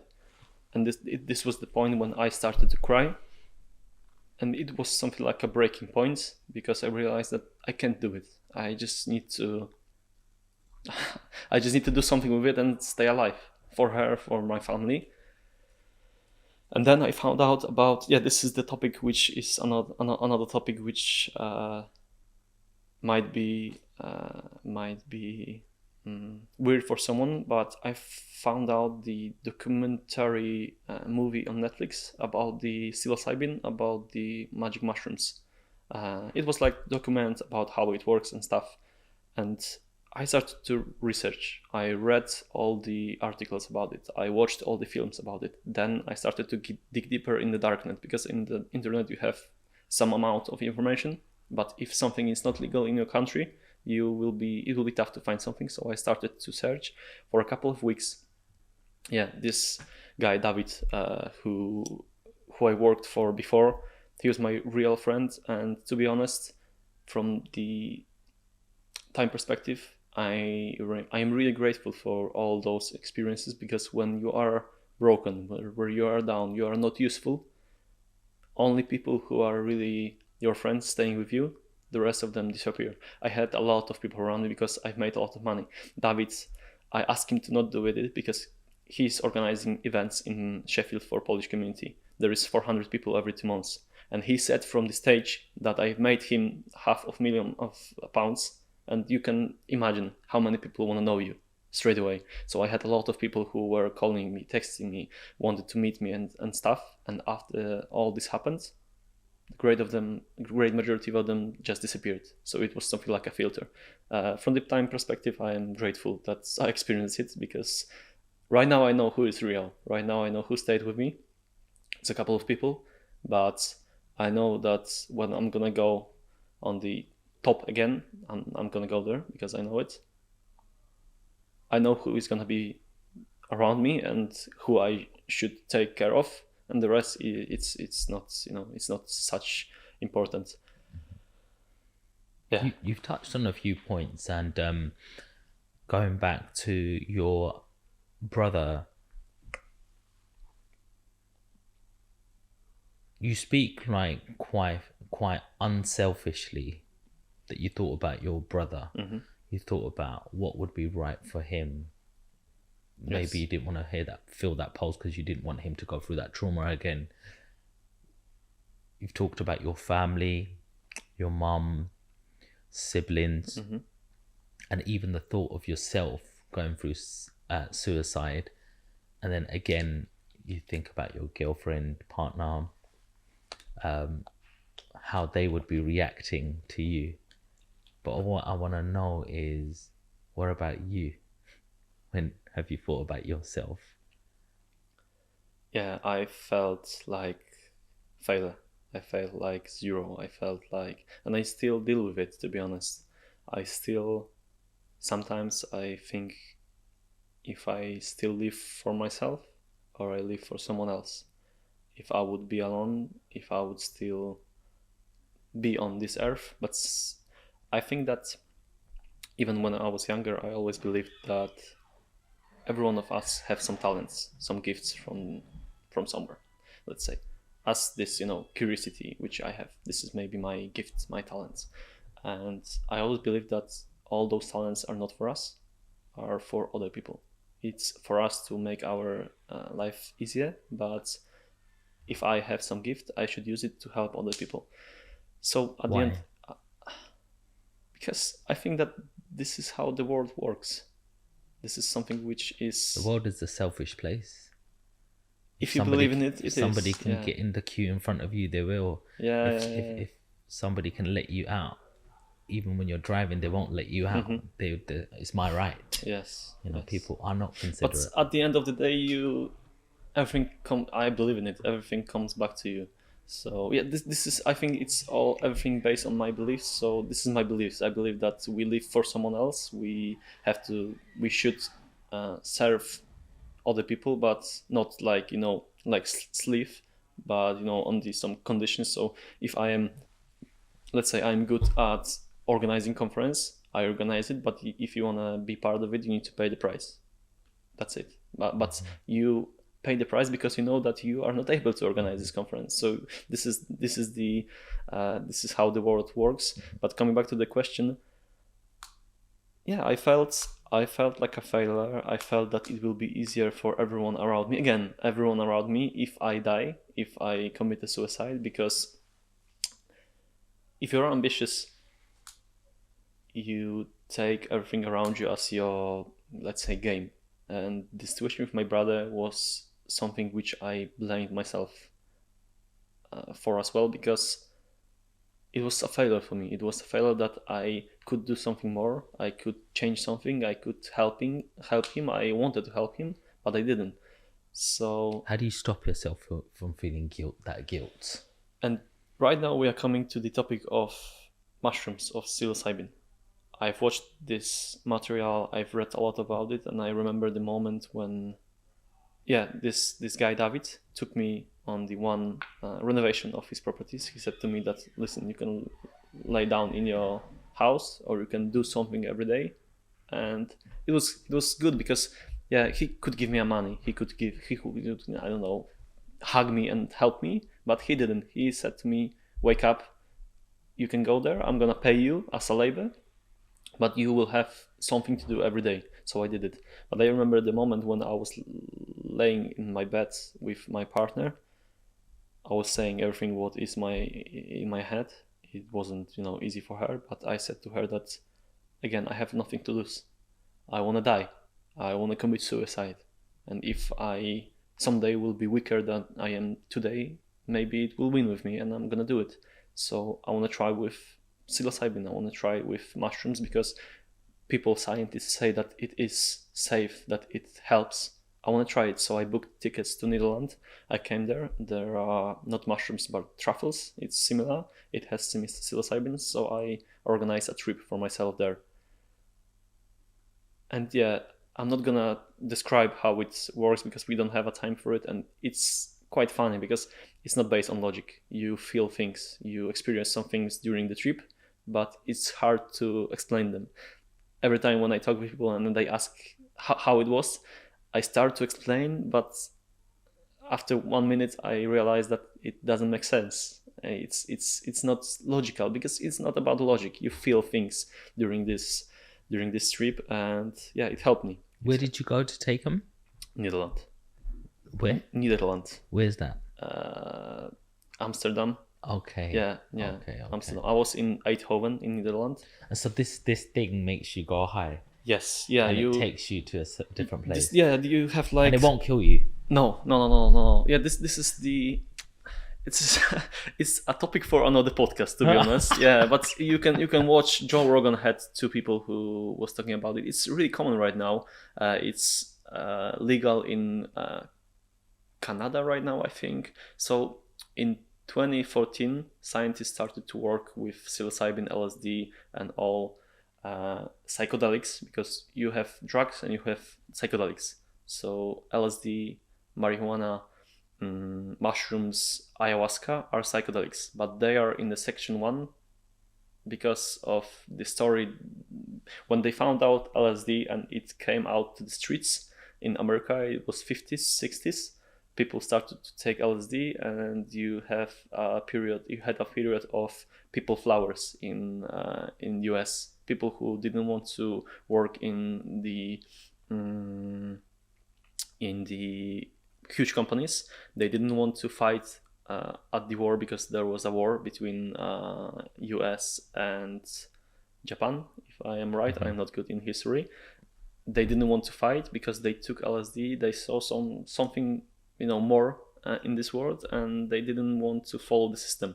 And then Nixon just placed the psychedelics in the section 1 as heroin and stuff, that this is dangerous. So again, I had to do something different that's all the people do. I could go to the therapy. I was at the therapy twice, but on the second therapy, I started to do therapy to this guy because I started to ask him question, how does it feel in this work and stuff. And at the end of the day, he said to me that I am quite aware, and I just need to work. I just need to do the work inside myself. So I decided that maybe it was easy choice, that maybe with mushrooms it would be easier for me to go over it. And it was, I did a couple of trips in last 1.5 years, but it helped me a lot because it helps you overcome your traumas. How trauma works. Trauma is a thing in your head which try to secure you from the bad experiences. So for example, when I found him, it was traumatic situation for me. When I called my mother, it was traumatic situation for me. And then my brain started to build something like a barrier around this experience, to not let me in, because it was tough for me. I was trying to come back to these moments, but later I realized that I started to forget some details. I started to forget what's happened exactly. And during the therapy, you need to spend some time to go into it, to understanding and stuff. With the psilocybin, LSD, psychedelics, you kind of have no voice. You don't decide. It just happening. It shows you some experiences. It shows you some images. Sometimes you don't even remember what's happened, but after a couple of days, you just feel relief. You just feel that you overcame it. You just feel some, let's say, fresh air in your head. And after a couple of trips, I realized that it's not my fault. You shouldn't. This is the lesson from me to everyone who is watching this. We never should take responsibility for other person, and I mean adult person. If you have children, you have to take care of them. But if you have adult person, for example, you have problems right now, and I want to help you solve your problems. If I take your problems on me, before there was one person with problem, when I take your problems on my head, on my arms, there is two person with the same problem, two people with the same problem. And I did it with my brother. I took responsibility for him. I thought that I can help him. I will be the person who will help him. I took his problem on me. I didn't know the full picture. And then I realized that how hard it is to change yourself, how hard it is to be disciplined. And then you try to change someone else. You are not in his mind. You can't take this responsibility. So this is the this is the thing which I took from this situation, and I stopped to stop to try to be responsible for someone else, because it can destroy you. If you try to be responsible for someone and this person committed suicide, you take it as your failure and you are destroyed. It was my case. What else I can tell you about the psilocybin? The main thing is that you don't really understand how it works. Like, if you would like me to explain you how it works, what exactly happened, that I felt that I don't know. I just took a couple of trips. I felt some things. I had some visions. I had a vision when I was dead. I had a vision that I committed suicide as well. So during this trip, I died. I felt like I was dying. I felt that I died. Even I remember it was at the first trip in Netherlands.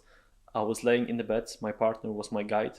She was like a person who, because again, I should tell it at the beginning. If you wanna try with mushrooms, it's not like a drug that you take them like other people and you go partying. Okay, you can do it, but it might be tough for you to be. I can imagine that I would take mushrooms and go to the party, because you feel everything like 10x. So if you are happy, you feel happiness 10x. But if you are afraid of something, you will feel it 10x. So there's a lot of people with bad experience with LSD or mushrooms, because, for example, I've met one guy. He said to me, "Okay, I'm not gonna take mushrooms anymore." I said, "Why?" "Because I took it with my friends." And I say, "What happened?" And we were at my place and they started to make jokes on me and said that police is coming. And I believed in it. So I was afraid, and because of mushrooms I was 10x afraid. And he said that he's not gonna take them anymore because he don't want to use them. Sorry, he don't want to feel the same feeling again. It was too hard. And if you want to do the trip and help yourself, you should do it with respect, and you should do something like a set and setting. So place is important. The vibe in this place is important. It's important that you feel safe. It's important that you are with the person which you trust, who you trust, and you know that you can do anything. Because, for example, I had one trip when I was crying a lot. I can't cry when I am normal, but I cried a lot, and I felt huge relief after this trip. I had a trip when I was I'm not gonna tell aggressive, but I was like I don't want to say some bad word, but I was more active. I was like walking through the house. I was walking through the room. I was talking something, singing, shouting and stuff. And if you are like clear, you don't understand what this guy is going on, but you just need to throw some emotions from you. I know that I had to throw all these emotions which I kept inside. So during the trip, when I was crying, after this I felt huge relief. I felt like I took all these bad things from myself and left it by my eyes with the water which came from my eyes. So. And how long does this trip last for? It depends. It's between 6 and 8 hours, something like this. Yes. But I had friends who did it as well. They had different experiences. My trips, on average, I remembered only some parts of them, and the rest I was sleeping on, or I didn't remember what happened, and everything. You are tired after this trip, so it's good to make minimum 2 days off. The day when you plan to trip, be off of every things around you. You shouldn't eat anything. You should be clear and you should be prepared. And day after is something like let's say hangover. It's not like you feel really bad, but you feel a bit tired. You feel that you feel that your brain is a muscle after the training. It's like tired. You need to just rest. And after a couple of days, things are starting to come to you. Some, like, for example, I was in a really, really dark place. I wanted to kill myself. And after second and third trip, I remember I was driving with my partner to East Midlands, to the airport, because she was going to Poland. And I was driving, and there was my phone on the hanger. I noticed myself in the mirror of this phone, and that, just thought came to me that I'm grateful that I am myself, that I'm happy that I am myself, that I am in this place, that I am with my partner, but I'm grateful that I am who I am. A couple of weeks, months ago, I hated myself. So I can't explain you how exactly it works, but it works. And before you Sean, decide to try it, text me. I'm gonna send you more materials, because I am also aware that I am a bit responsible, because if someone hear about it right now and just decide to go like I did, it's not good. You said it, when I went to crypto, I went all in. When I went to mushrooms, I went all in. Why? Because I had nothing to lose. But there are people who have something to lose. Right now I know that I have a lot to lose. I have my partner, I have my family, I have my life. And if you make bad decision, you can lose it. If you decide that you want to commit a suicide, you lose it. So if you have any problems right now and you think that it might help you, I believe it might. Do the research. Watch as many materials as you can to educate yourself. Read some forums. Read some I don't know. And what you're articles. saying, this is not like a drug. You seeing it more as medication. Yes, and a herbal one, it's like really natural. it's really important to do it properly. As I said, set and setting, safe space. Because I did one trip when I wasn't prepared and I felt nothing. Because it was like I wake up in the morning, I worked. At 1 p.m. I decided that today I'm gonna do a trip. So I, closed everything, my phone, airplane mode, closed my laptop, prepared myself, prepared mushrooms, make a trip, and nothing happened. So it's really important to do the set and setting, to prepare yourself, to do it with the respect and treat it as a therapy. It's the best to have like earphones, to have blinded eyes. There is a special, even Spotify, you can find a special playlist which are used for the official therapies in different countries.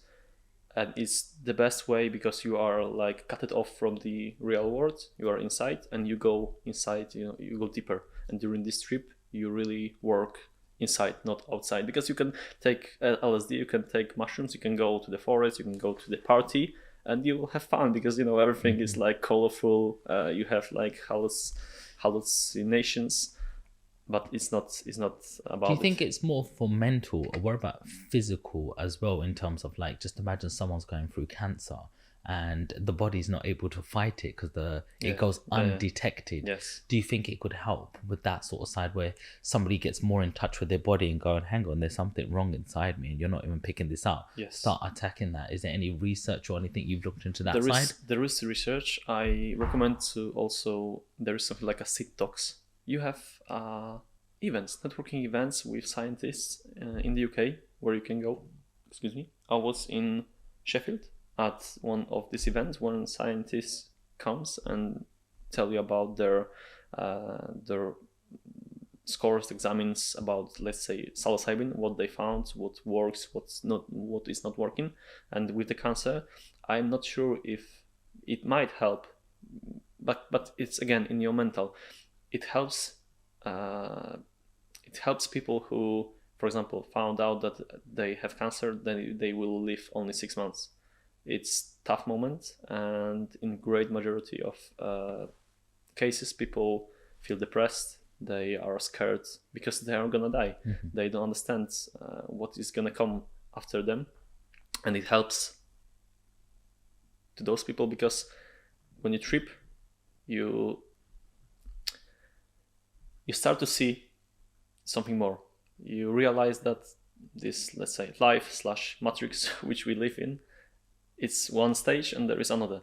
So when you do a trip before you die or after the information that you are gonna die because of the cancer, people who did the trip, it was easier for them to just spend the rest of their time here there was more happy, there were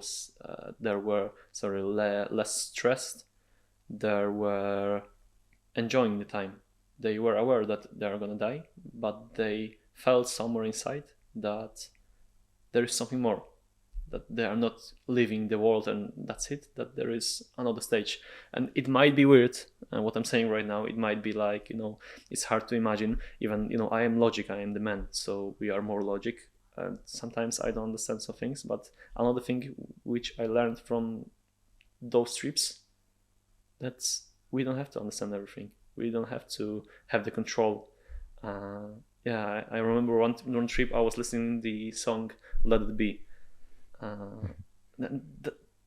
That's everything. Sometimes you try to have the control, you try to change something, you try to push to change something, but sometimes you just need to let it be. Simplicity. Exactly. Make it simple as possible. Yes.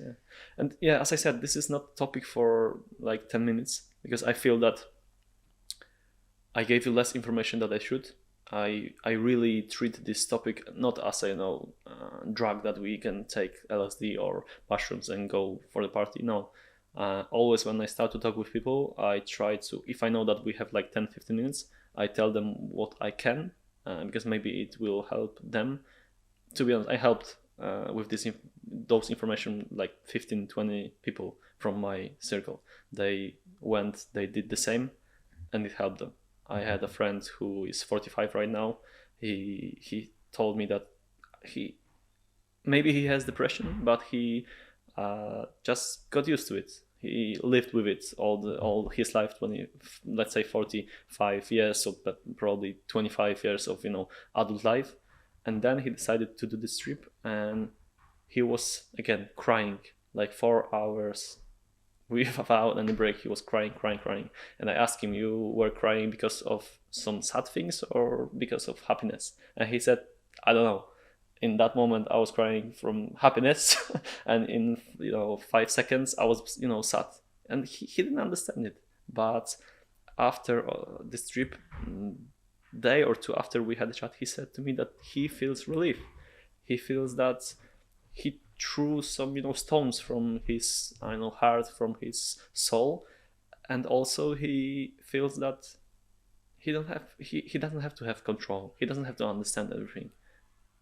You should do the things which you feel the control in, and you should leave everything else to the thing which you believe in: God, universe, Mother Nature, whatever. But it's hard to find out where are the things which I control and where are the things which I'm not in the control. And I think that trips like this help you find this difference, because you feel that, okay, this is something which I can change, and this is something which I can I should just leave to some different power, let's say. Well, thank you for sharing that. That was really, really insightful. I mean, it might not be right for some people, it might be right for some people, but not enough people talk about it. So how do we know? You know? Exactly. Yeah, to be honest, there is a lot of materials in the internet, but you need to search for them, because it's not like mainstream knowledge. And again, why I decided to go with it, because I saw my brother. He was like treated with the system, with the pills and stuff, and it devastated him. And he was like, he was like, how to say it? He was like cleared from emotions when he took his pills. He was like calm, he was alive, but he was like a plant. And sorry for this, for this analogy. Yeah, exactly. But it was like this. So I had a feeling. I decided that I would rather die than be like him. Not because of but not because he was like worse than me, because of those pills. So when I felt that I have the same symptoms, I have the depression, I am suicidal, I decided that I need to again take risk, and I took this risk, and it helped me. But yeah, this is not a topic which is like easy. You should be responsible, and you should do it with like preparation. That's it. Because I don't want to have a situation that I'm telling about it. Someone treated like a game. So someone is fine, and just wanna try the LSD or mushrooms. Okay, but you need to be aware that it might change you. It will change you for sure. I changed a lot. I've changed a lot after this 1.5 year in the past. So talk to me about the comeback. So after that low of losing your brother, after all of the crypto losses, you've cleared some of your conscience. You're believing in yourself again. Talk to me about the comeback. I just want to close this topic of crypto, of my brother's suicide, of depression. The main thing which I found out recently, 2 weeks ago at the therapy with my therapist, the main thing which made me like zero, made me feel like a failure, was losing contact with myself. Because of the suicide of my brother and then of crypto, a lot of my beliefs was just destroyed, was just taken from me, because I believed that I can help him. It happened. There was no thing. I couldn't change anything. Then I believed that crypto market is gonna grow. It went down. I lost all of my money, and in the middle of those experiences, I lost the connection with myself, and it was the biggest loss for me, because I always felt that I have the connection with myself. I always heard my intuition. I've made a lot of decisions which wasn't logical, but I felt something and I did it, and it was good. And in this case, I felt that I lost the connection. And yeah, I think in the depression, if in the hard times, this is the main point. When someone deals right now with the depression, deals with some PTSD, or if you have a bad period in your life, don't go outside. I also try to travel. I also try to find the answer somewhere else. It helps because you take different perspective when you travel somewhere, but the answer is here. It's inside. So I think that we should go inside and search. So my coming back started when I started to do trips, and I realized that I should search inside, that I should find the answer there, and I should find the connection with myself again. And psilocybin helped me to do it. I had like 2 stages, because I did 1 or 2 trips first. It helped me. I started to coming back to the real world, let's say. I started to do things again, and then I realized that because of my couple of months of being depressed, I just wanted to die. So I didn't care about money, I didn't care about crypto, I didn't care about anything. And then I checked the portfolio and I realized that I lost like 80%, 90% of money, because I wasn't in Bitcoin. I was in some shit coins, and it was another punch. I realized, okay, I started to, let's say, wake up from this bad dream, and here's another one. So I had another punch. I dropped again, and then I started to go up. But I think that the most important things in the situation like this is people around you, and the thing which you should do, and a lot of men especially don't do it. It's talking. It's sharing your situation. It's sharing what is in your head, because you allow someone to help you to find a different perspective. Because even with my brother, when I was talking with him, I felt like, because of his depression, he was like in the middle of bush. So yeah, this is my imagination. You're in the middle of bush. You see bush around you, and someone who is outside can tell you, okay, just do a couple of steps, move the bush, and you will see more.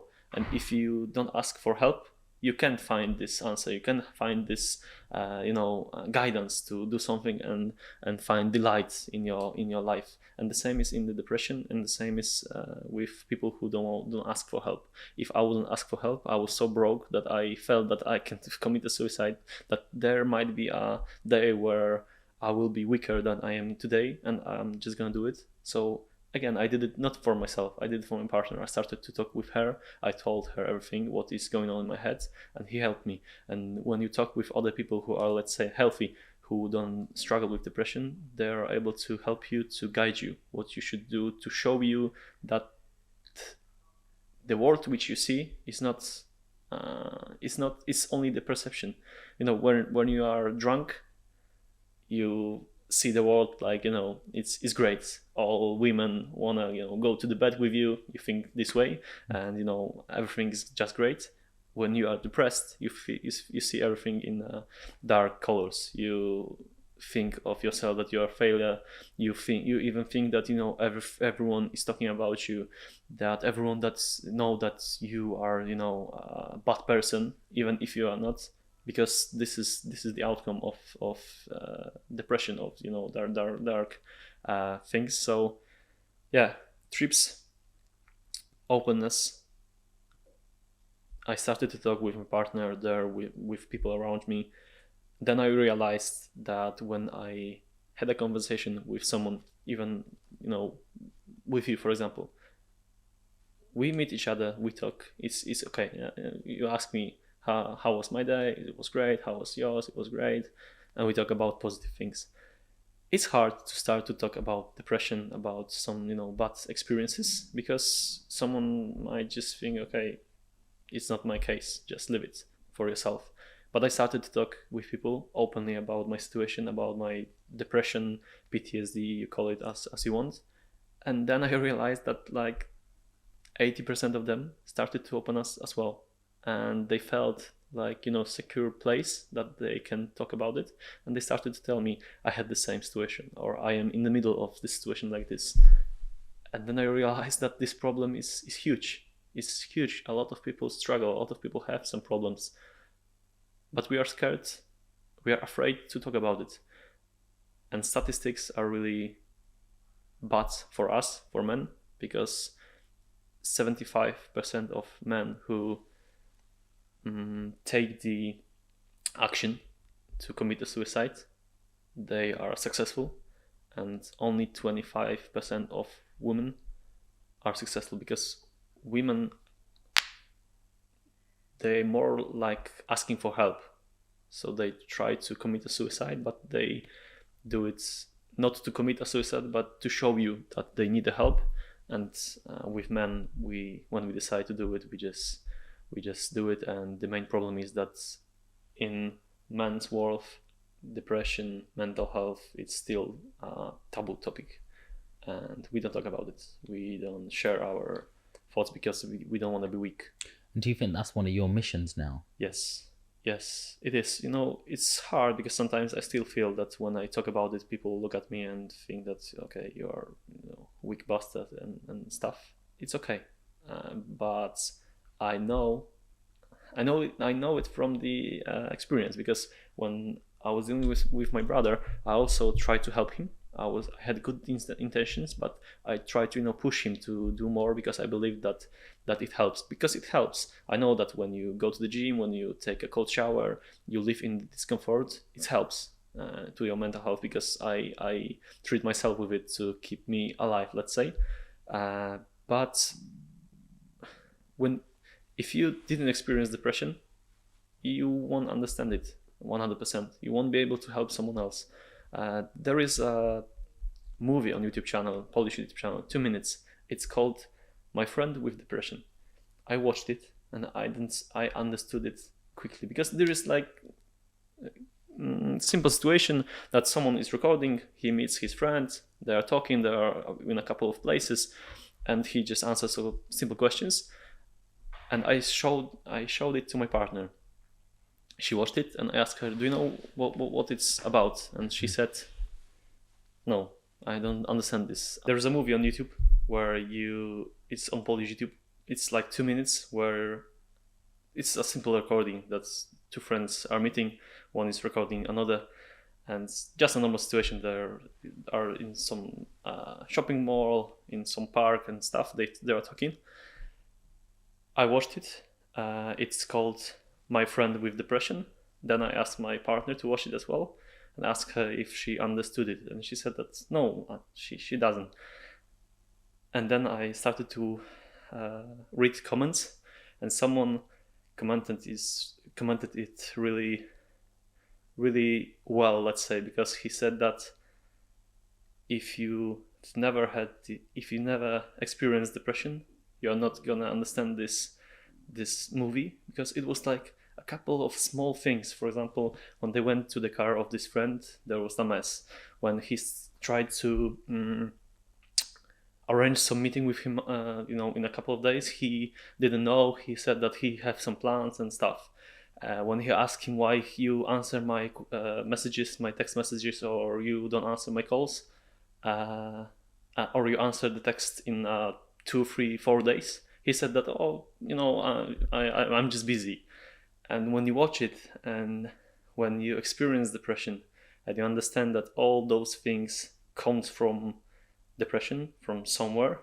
But for example, I had the same. Someone texts me, and when because I still have my dark periods, and when I am in this dark period, when you text me, I can read this message, but I can't text you back because I don't know what to say. When someone tries to arrange something with me, I'm not able to arrange anything because I can't plan in a couple of hours, up front. When we are talking about 2 days, 2 weeks, I can't even imagine what is gonna be there, if I will be alive or not, because you still have those thoughts about the suicide, about you are so overwhelmed. So I'm just telling it to help everyone who never experienced depression to understand it, to understand that the person with depression thinks differently. We have different perception of life. And when I was with my brother, I was joking that we are both on the edge. He's huge negative person, and I am huge positive person. So I was too positive, he was too negative. And when his suicide happened, my positiveness disappeared somewhere, because my beliefs was just smashed.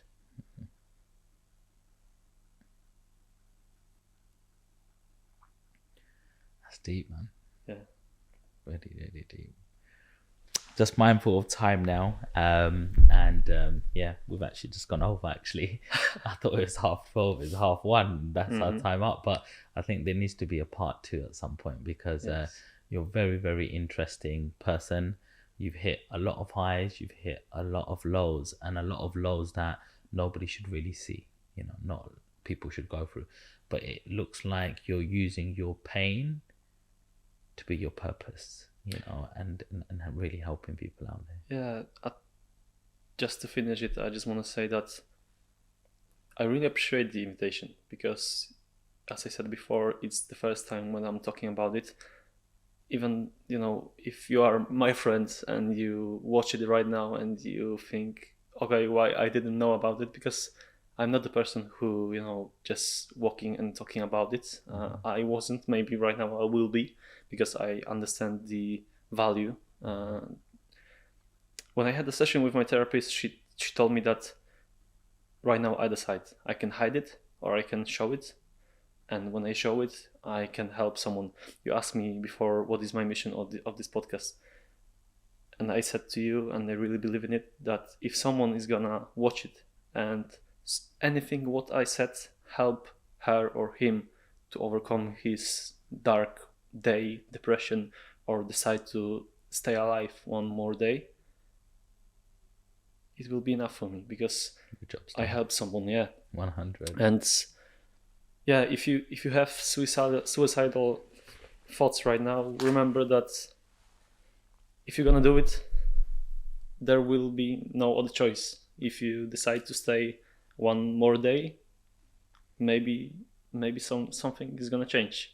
You give yourself a ticket, and right now I treat every day as a ticket to the new life, to the new game, because you appreciate it when you are close to the end, and you turn back and come back. You appreciate the value of every day.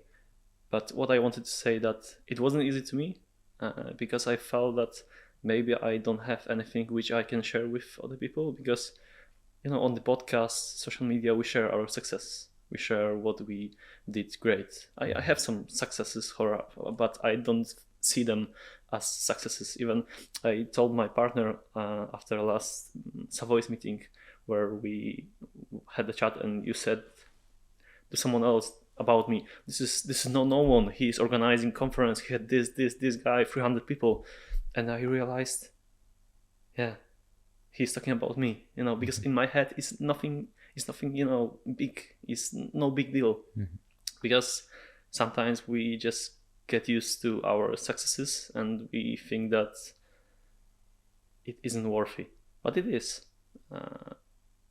Thanks to you, I realized that I organize conferences, even if I don't feel like this is a success. There are 200, 300 people who came, who took value, who thanked me later, and yeah, I changed something. I changed someone's life. So the same situation is with this podcast. I just hope that it is gonna help someone, and I hope that we are gonna talk about it more, because I'm sure it will. So if you could look straight into your camera, Jacob, and let everybody know how they can follow you. Yeah, you can find me on Instagram. I think we are gonna add links to the description as well. So you can find me on Instagram, Jakub Gajewski 96. I think we are gonna add some links. Yes. To the description. It'll be easier. Sean, thank you very much for your patience and for your time today. Sorry. Tonight we're Tonight, at House yeah, of Lords, yeah. baby. Exactly, We can have some fun yeah. there. Yeah. But guys, I hope you really enjoyed that episode. I don't know where the time went. This is what it's all about. You don't actually have to know who this person is, and doesn't have to be the biggest person with all names and bells and whistles. This is real life. This is what the normal average person goes through, and there's not much support and help. So the more community we grow around ourselves and learn to help each other and build each other rather than cut each other's tree down, I believe that's the answer. And a lot of what Jacob said today is the answer is love. When you can't explain why you love your partner or why you love your girlfriend, but you just give it outwards to receive something good feeling back, and I believe that is the answer as well. So if you like this episode, please don't forget to share this with somebody who really needs to hear it. Smash the like button, leave us a comment, ask Jacob a question in the comment section. I'll make sure he gets it, and we can answer all of your questions. So until the next time, see you then. Peace.